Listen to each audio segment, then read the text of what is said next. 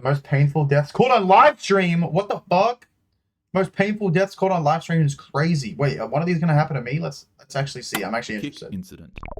Kick? A breezy afternoon. Like kick.com?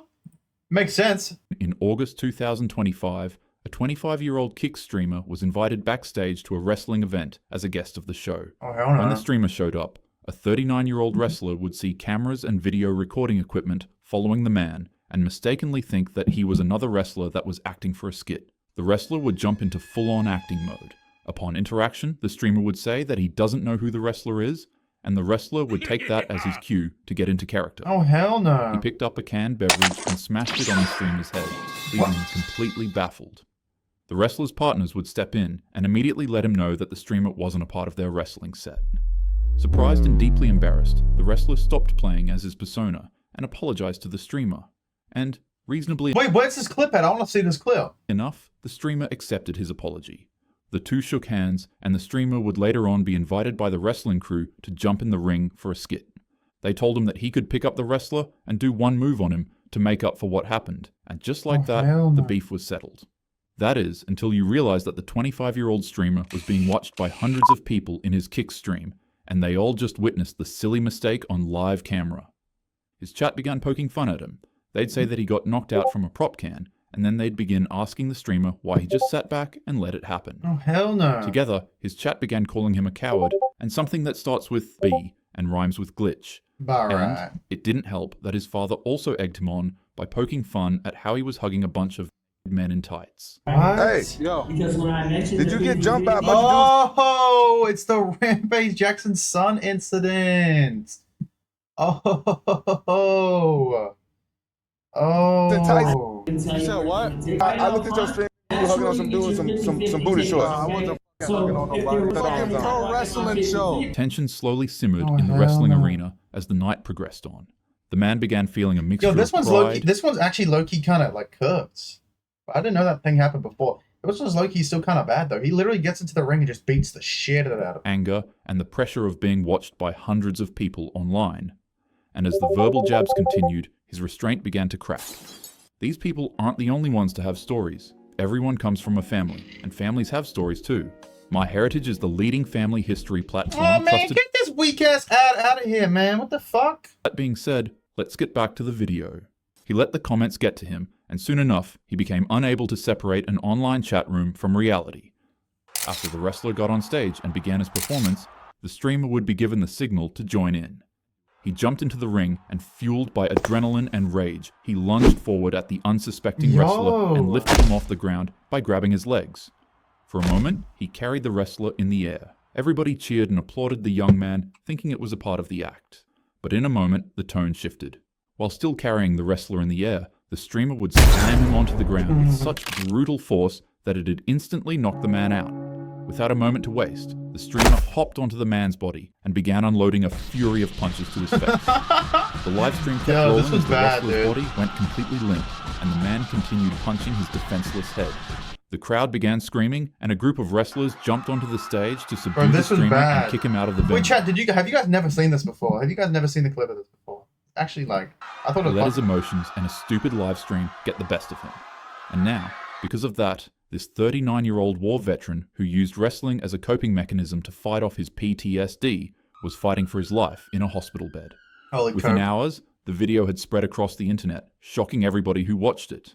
What was meant to be entertainment became evidence. What was meant to build reputation instead destroyed it. Despite fracturing his facial bones, losing multiple teeth, choking on his and suffering severe head trauma.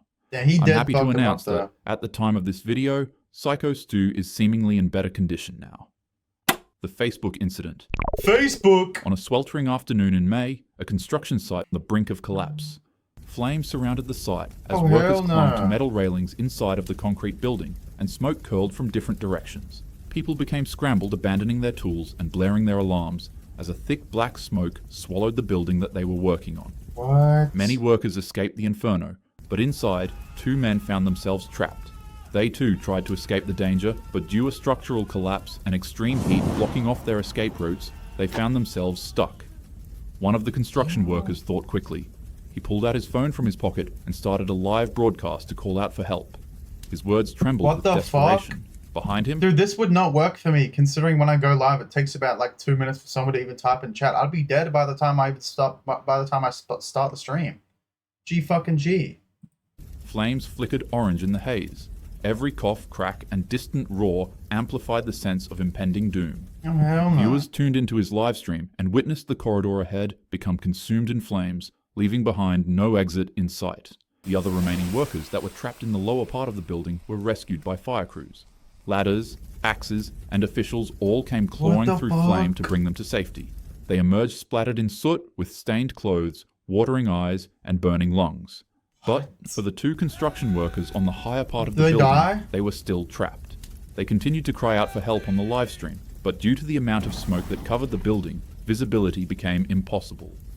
The building was just moments away from collapsing, so, depressingly enough, the fire crew decided to abandon their rescue mission for the last 2 men. It was just too dangerous.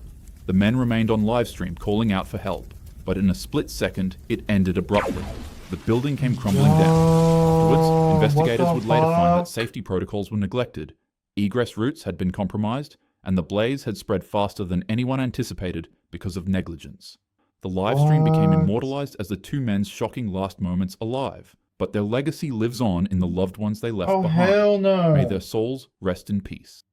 The Instagram incident. What the fuck? On a warm September night in Buenos Aires, Dude, we're just going from different platforms. We went from Kick, Facebook, now Instagram. Fuck. young women and a teen accepted an invitation that promised them some quick money and fun.